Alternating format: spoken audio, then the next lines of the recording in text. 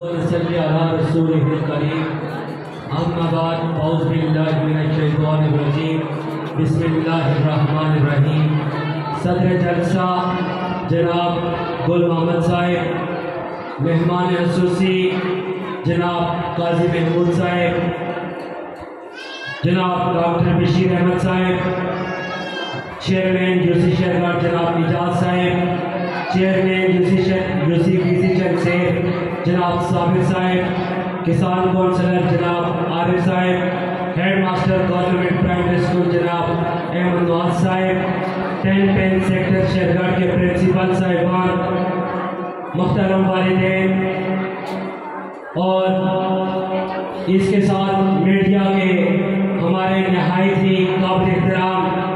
जब भी उनको पुकारा जाए वो हमारे सेक्टर में मौजूद होते हैं। मैं इंतहाई ज़्यादा दिल की गहराइयों से उनकी कदर करता हूँ। जनाब डॉक्टर अदीक चांद साहिब,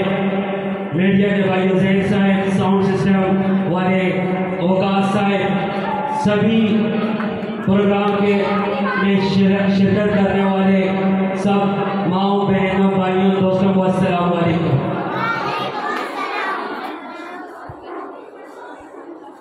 चूँकि आज का ये प्रोग्राम 10 पेन सेक्टर शहरगार की तरफ से अल नूर पब्लिक स्कूल चंदशहर में किया जा रहा है, मैं सबसे पहले आपको 10 सेक्टर शहरगार जो कि हमने 2019 और 2020 जब कोरोना आया था और तमाम तालीमी सरगर्मियाँ मफलूज हो गई थी, मैंने और इसमें जो कुर्बानी देने वाले जनाब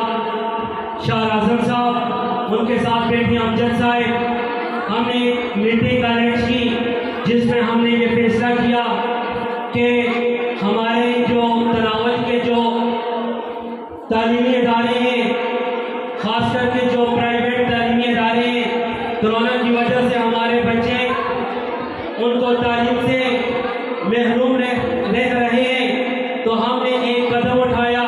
सबसे पहली मीटिंग मुझे याद है हमने सुपर स्कूल बजना में की, वहाँ पे हम पे तनकीद होती रही कि ये 10 पेन सेक्टर शहरगार नहीं चल सकता, तो हमने हिम्मत नहीं हारी, हमने कोशिश की और कोशिश करते रहे। इसके साथ हमने गुल मोहम्मद साहिब को साथ टच किया, तो गुल मोहम्मद साहिब से भी हमने रहनुमाई दी और अल्हम्दुलिल्लाह अल्लाह का लाख लाख शुक्र है कि ये 10 पेन सेक्टर शहरगार का दूसरा प्रोग्राम जो कि अल नूर पब्लिक, तीसरा प्रोग्राम जो कि अल नूर पब्लिक स्कूल चंदशहर में हो रहा है। इससे पहले शहरगार में भी ये प्रोग्राम हो चुके हैं। काफ़ी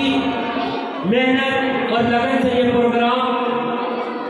बच्चे जो हिस्सा ले रहे हैं, अल्हम्दुलिल्लाह यही हमारी कामयाबी है। और वो दिन दूर नहीं जब हम इस 10 सेक्टर शहरगार जो कि पेन के ज़ेरे साया चल रही है, इंशाअल्लाह